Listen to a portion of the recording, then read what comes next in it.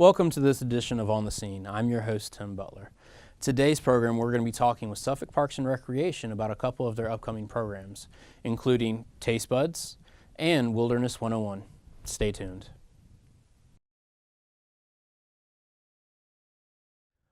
Welcome back. We're here with Maribel Brackey, the Certified Therapeutic Recreation Specialist for Suffolk Parks and Recreation.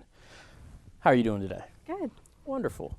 Now, February is Therapeutic Recreation Month. Yes. Can you expand on what therapeutic recreation is? Yes, I love to. So therapeutic recreation is a service that we provide to individuals with special needs and disabilities. So we do our best to provide inclusive recreational opportunities for that population. So the month of February, we celebrate International Recreational Therapy Month. So what we do is we promote RT, the services that we provide, the clients that we serve, and the benefits of those services.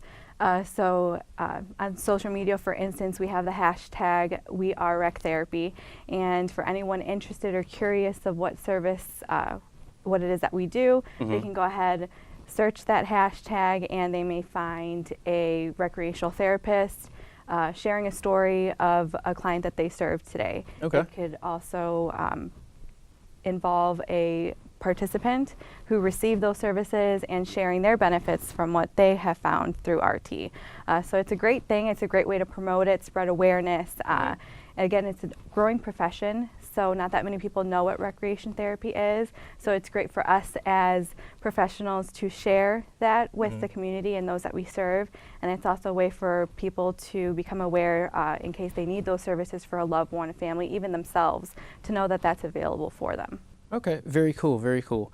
And I know you've got a couple of programs getting ready to come up that involve it, and one of them is Taste Buds. Yes, so Taste Buds is one of our most popular programs. It has really taken off from when we first started it. It's an inclusive cooking course, so all children are welcome, typically around the age of 16 to 17, so we do have that very wide age range. Okay. But we do some just basic cooking skills. We go ahead and can make anything as simple as cookies or make it a little bit more complex. But the biggest thing that we try to take from that program is teaching kids some independent living skills, teaching them safety skills, kitchen skills, allowing them to be aware of their surroundings. And another thing that they kind of take from that program is developing friendships. Working on their social skills, socializing with others is a great thing. And we encourage parents to stay and participate as much as possible so they can be involved in that process, and so they can also develop friendships amongst other parents that come and join the program. Okay, very cool. And when is it taking place? This takes place March 6th through March 9th, so a Tuesday through Friday. We meet at the Planners Club, and it takes place from 5 p.m. to 7 p.m. Okay, so this would be a great program for like anybody that has kids that they show some interest in cooking. Yes. And so they'll be able to come in and, like you said, learn to make some cookies, maybe help out mom around a little bit more, and learn the safety of, hey, how you're going to be using the knife correctly and not have to worry about like injuring themselves in one way. Yeah, so we provide that environment for them so that they feel comfortable in it. We have staff to assist, to be one-on-one. Of course, those children who are in need of one-on-one are more than welcome to bring their own assistant, whether that be a parent, a direct support professional, whatever the case may be, and that they will be able to come free of charge. Okay, now with them being able to come free of charge, is there a charge for the main participant? Yes, it is $45, and that includes all of the food, utensils, whatever it is that we're going to be making. So, and that charge is for the entire couple of days that you're going through. Oh, very cool. So for $45, I could send my child, and my child will get the cooking skills. We'll get to learn how to like bake and cook different variety of different things. With the recipes, with the dishes that they're doing, do they get to keep those, or? Yes. So the amount that we provide is enough for them to have some while they're there, if the baking or whatever it is for cooking gets done in time, or enough to take home and share with their family. So it's very neat that they get to go home and kind of share. It is what they did. They're so excited. let their family know what it is that they learned, and we do our best to provide also activities and games to help the children and adolescents memorize the skills that they learned and that information that they acquired during the program. Okay. So we'll do some like Jeopardy. We get to test them on like cooking measurements, again, kitchen safety, all that fun stuff. So a little bit of homework when they go home, they can relearn, kind of like not relearn, but they get an opportunity to showcase what they learned at the course. Yes, yes, and they'll take up home a cooking workbook as well as a specially made list of the ingredients on how to make everything. Very, very cool. Very, very cool. And you also have the Therapeutic Recreation Spring Break Camp coming up, and it's called Spring Forward. Yes. Can you talk a little bit about that? So Spring Forward takes place April 2nd through April 6th, so the week of spring break, from 8 to 3 p.m. And we'll be taking some field trips, do a lot of creative exploration with arts and crafts. We'll be doing some games where they can, again, develop all sorts of skills. We'll practice on each child and individual's needs, and it's just a place for them to have fun in an inclusive and welcoming environment. Okay, now what are the ages for that camp? 6 to 17 as well. 6, 17 as well? Okay. With that, you mentioned like field trips. Do you know what field trips you guys may be doing? Yes, we'll be doing some field trips to the zoo, as well as the aquarium, the children's museum, and a couple more. Okay. We're working on. Well, I mean, the ones that you said sound great. Like I'm sitting here listening and going, wow, those are great places to go. Yep. I can see where they'd really enjoy them and like get a lot out of them. Yes. So that's really cool. Now, you also talked about some of the other activities where you talked about like crafts and things like that. Are they crafts where like complex crafts, or is it like painting? Is it more like they're getting to like make something, or? It's a little bit of everything. The types of crafts that I lean more towards are sensory crafts. It's great for that population. It's something simple and easy that they can do, but they can benefit tremendously from it, especially children with autism or ADHD. No matter what the case may be, sensory is great, and it builds their brains up developmentally. So we can do something as easy as sensory pads, or just involving hand painting, where they just get their hands inside that paint. It may be difficult for some children, but you'd be amazed at how open children are to do that in that type of environment that we provide. Okay, and where's the camp located? Kings Fork Recreation Center. Okay, and what is the cost? It is $45 for that entire week. Okay, so $45 for the entire week, where they're going to be able to go on some amazing field trips. They're going to be able to do arts and crafts and various other activities to kind of really just get them out there and really going and kind of like be able to socialize and to interact with other students as well. Yes. Okay. All right. Now, if anybody wanted to register for the Taste Buds or Spring Forward, how would they go about doing that? They can go ahead and go online where a registration form is available. They can feel free to give me a call. My number is 514-7264. Shoot me an email. They can go ahead and register through that. They do have to fill out a registration packet as well as a form, and we take it from there. Okay. Well, sounds good. Is there anything else you'd like to add? No, I think that's it. All right. Well, thank you so much for being here today. Thank you. Stay with us. There'll be more after the break.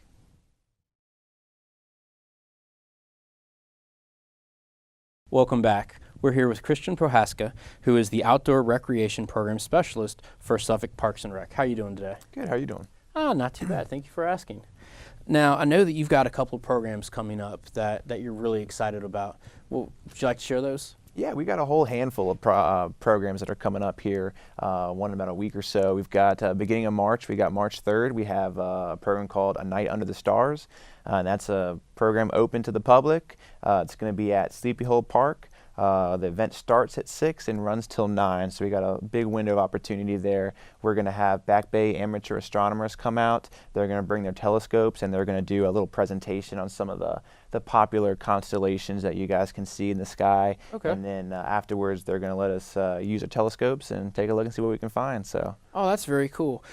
With that being open, is there a cost associated with that? Nope. Just invite the public to come out. We're going to even have some arts and crafts for some of the kids if they want to play around a little bit. And so all ages are invited to come on out. Are invited, yep. To give it a shot. Absolutely. Okay, very cool. What else do you have? We've got Voices in the Dark, which is another program coming up. It's going to be on March 9th. Basically what that is, that's an owl prowl. We're going to do that up at Lone Star Lakes. It's 7 to 8. We invite you guys to come out. There's a little fee with that one. That one's $5. You get to register through Parks and Rec for that event. But we're going to kind of go around the parks, do a quick little hike, see what we can find, talk about some of the animals that you can maybe hear at night, some of the owls, some of the bobcats, things like that. So. Okay. Now with that, you talked about there's a small fee associated with that. Is that per person, or is that kind of like per family? Or? Per person. We're doing $5 a person. You can bring the whole family out, no age restrictions at all, so just bring the kids out. We're going to kind of do some of the different types of owls we have. We have 3 or 4 types here in Virginia, and then we're going to talk about some bobcats and different noises you can listen for at night and see what you can find. So. Okay. And then you said a small hike, like afterwards? Yep. It's going to be on the gravel road there, so even if you have problems walking far distances, you can turn back if you don't want to do the whole hike, and it'll be really flat there and smooth, so it shouldn't be a problem for too many people. So. Okay, sounds good.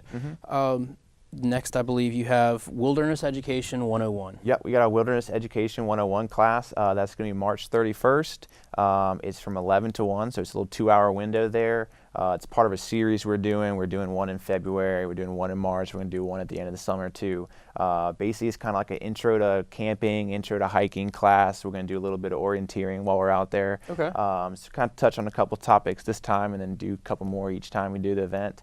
There is a fee involved with that. It is $5 a person as well for that event. Okay. It's going to be at Sleepy Hole Park. There's a little ranger contact station there where we're going to meet, and then right next door there's that old campground that we're going to use to do some of the events in. Okay, so with that, do they need to participants need to bring like their hiking bag or like boots or their walking poles? They're more than welcome to bring any kind of camping gear that they want. If they have any questions for me, they can ask me and I can talk to them about their equipment. Nothing's required though. It is between 11 and 1, so it's kind of lunchtime. If you feel like you're going to need a snack, you can bring a snack with you. Okay. But we should have just a couple of all the equipment that we need there, so you can kind of play with our toys a little bit. So. Okay. Very nice, very nice. And I also know that you're getting ready to have a disc golf tournament. We are. That's going to be our first disc golf tournament we're running. It's going to be the 14th of April. It's coming up. It's going to be at Venice Creek Park. We've got for those of you who don't know, we have a nice disc golf course up there. So we're going to run our first tournament up there. It's going to be open to the novice, the very beginners, never thrown a disc before, up to the pro. We're going to have 2 different categories there. It starts at 9, runs to 1, and there is a fee involved. It's $25. But that gets you a player package. You guys are going to get a disc. You guys are going to be entered in a bunch of raffles, bunch of prize giveaways. So that's going to be a really fun event. Even if you've never thrown a disc before, get out there and give it a shot. Come out, give it a shot. You guys are going to get to play the course. Lots of free giveaways, lots of player packages involved with that fee. So it's going to be hopefully a great time. So. Okay. Well, it sounds really exciting. Yeah. Is it something where is it going to be like, is it all individual or is it going to be like teams or? So yeah, it's going to be individuals, kind of like golf. We'll pair you up with a group of 4 if you don't have anyone, or if you want to bring a couple of your friends out to you, we'll get you a pair to going. We're going to do a shotgun style start, so we're going to put players on each hole, and then we're just going to kind of rotate around. Okay. To kind of, for the sake of time, we can keep play going. So it should be a fun event. People should love it. So hopefully have a good weather. Sounds good. Yeah. It sounds very exciting. Yeah. Very exciting, especially for it being the first time. Next, we have Earth Day / Arbor Day. Yep, so we're going to run an event this year. This is going to be at Sleepy Hole Park. Okay. It's going to be our Earth and Arbor Day event. It's going to be on the 22nd of April, which is Earth Day. So we're going to kind of combine Arbor Day, which is a week or so later, in with it. We have a arboretum that we're going to open up, kind of have a grand opening ceremony for that. Oh, very nice. We've been putting that into place over the course of the last little year and a half. We've been kind of putting that together as a buffer there to prevent runoff into the river. So we've been planting all native plants and stuff like that in there, and so we're going to have a big opening ceremony. It's going to be 2 to 5 is the event. It's free and open to the public, so anyone can come out. We're going to have 2 different canoe trips, so you guys can pre-register for the canoe trip. We're going to run 2 events. They're just going to be an hour long, quick, short little paddle. We're going to go out on the river there, kind of go around the shore, check out some of the marshes there, look at right across the river is OBC Mansion, so we kind of get a cool view of that. We're also going to have bounce houses for the kids. We're going to have arts and crafts for the kids, so a lot of stuff for them to do. We're going to have different events. The Nansen River Preservation Alliance, they're going to be out there. They're going to be doing a demonstration on invasive species. So we'll have them kind of set up where the Arboretum is, and it should be a great day. So it sounds like it's going to be a really, really good family-friendly event for everybody to get out there and learn a little bit more.